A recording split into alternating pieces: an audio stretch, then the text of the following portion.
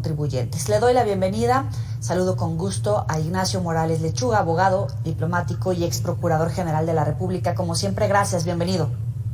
Gracias, Joely, muy buenas noches a todo pues el vasto auditorio de su programa, muchas gracias, estoy a la orden. ¿Qué significan estas acusaciones que son graves, que ponen en entredicho, por supuesto, a los integrantes de la Suprema Corte, en este caso al ministro, pero que lo hagan desde la conferencia matutina y una cargada de funcionarios del gobierno a través de cuentas de Twitter, por ejemplo? Adelante. A ver, en primer lugar, el ministro no ha resuelto, la Corte no ha terminado su proceso de análisis e investigación de los expedientes, así que no pueden ser acusados de corrupción, de resolver en contra, de resolver contra la ley, contra la Constitución. Simple y llanamente han tomado un tiempo que pareciera ser excesivo, pero que si uno analiza la cantidad de asuntos que tienen en la Suprema Corte de Justicia por violaciones del propio gobierno federal, del SAT, de las distintas autoridades, se daría uno cuenta que es muchísimo trabajo para los ministros y sobre todo muchísimo trabajo en una época en que el presidente y su gobierno se han vuelto de lo más arbitrario y violadores de derechos humanos y de garantías.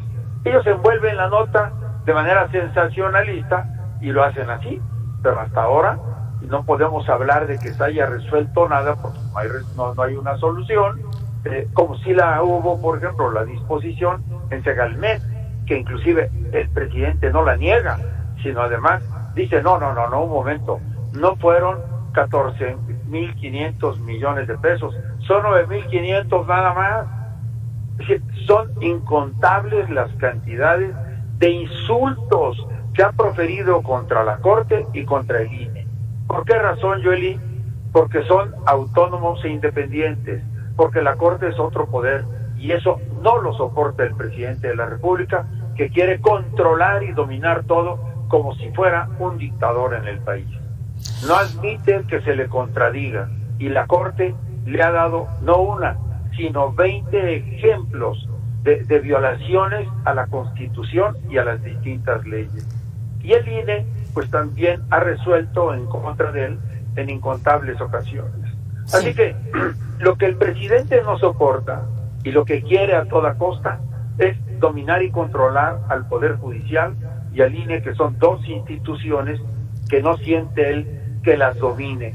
Del Poder Legislativo ni hablamos. Se prohíbe inclusive que le modifiquen una coma o un punto a sus iniciativas de leyes. Sí. Y son incontables también las legislaciones inconstitucionales que el Poder Legislativo ha aprobado en un afán de obedecer plena y totalmente al presidente de la República. Hay una intención, que al final, perdóname, hay una intención de instaurar una narrativa de una corte corrupta, porque hace 9 horas Jesús Ramírez tuiteaba: el ministro Luis María Aguilar maneja con doble vara la administración de la justicia. En horas da entrada a las controversias de Chihuahua y Coahuila contra los libros de texto, es decir, eso es lo que les molestó, e impide su distribución. En cambio, durante 8 meses ha guardado juicio de empresa contra el SAT. Sí, tiene 5 años, Joely, el gobierno, tratando de postrar y de poner a la Suprema Corte de Justicia de rodillas. 5 años de insultos permanentes. 5 años en donde la comunicación social va dirigida contra la Corte. Ellos esperan que todos los asuntos no sean de urgente y pronta resolución y que además no sean tan claros. Ahora, en el caso de los libros de texto, lo que resolvieron es que se suspenda. Una suspensión. No hay una solución definitiva tampoco en el fondo. Simplemente que se suspendan en razón de que han encontrado algunos temas de violación del procedimiento de elaboración de los libros de texto gratuito. Si los libros se resolvieran o se hubiesen apegado a lo que la ley ordena, pues no habría ningún problema, pero ni consultaron a los maestros, ni tampoco se establecieron los procedimientos que las leyes exigen para la expedición de estos libros de texto. Así que la Corte lo único que dice, bueno, suspéndase mientras analizamos y valoramos si se cumplieron o no se cumplieron, y al parecer pues no se cumplieron.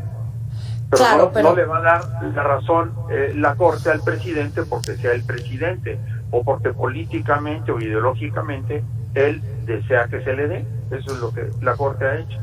Es bien interesante y grave lo que adviertes cuando dices que tienen 5 años tratando de poner a la Corte de rodillas, sobre todo en términos de democracia, con este intento por debilitar a las instituciones, evidentemente a la independencia de los poderes, bien lo señalabas, tanto al Poder Judicial como al Poder Legislativo frente al presidente. Así es. El presidente no admite la separación de poderes, ni tampoco la división de poderes. Y la Corte acaba de anunciar el presidente que le van a quitar 25.500 millones de pesos de su presupuesto. Bueno, si en estos momentos se requieren muchísimas resoluciones de todo tipo, ¿por qué le están quitando 25.500 millones de pesos? Y por otro lado, no hay ninguna limitante para el Tren Maya ni para las obras emblemáticas del régimen. Este es un castigo en donde nos lleva a la reflexión de pensar que la Corte debería tener también independencia para presentar su presupuesto y presentar este presupuesto que la Cámara debería aprobar o discutir con la Corte, no con el presidente. Sí. Porque lo que está pasando es que económicamente trata de ahogar a dos instituciones, INE y Corte. En cuanto el INE se doblegó y salieron Lorenzo Córdoba y Ciro Murayama, en ese momento les aumentaron el presupuesto al INE. Es Ignacio Morales Lechuga. Como siempre, te agradezco estos minutos para el auditorio de Mega Noticias. Gracias por la claridad y la contundencia de tus palabras. Gracias, Joely. Muy buenas noches. Buenas noches.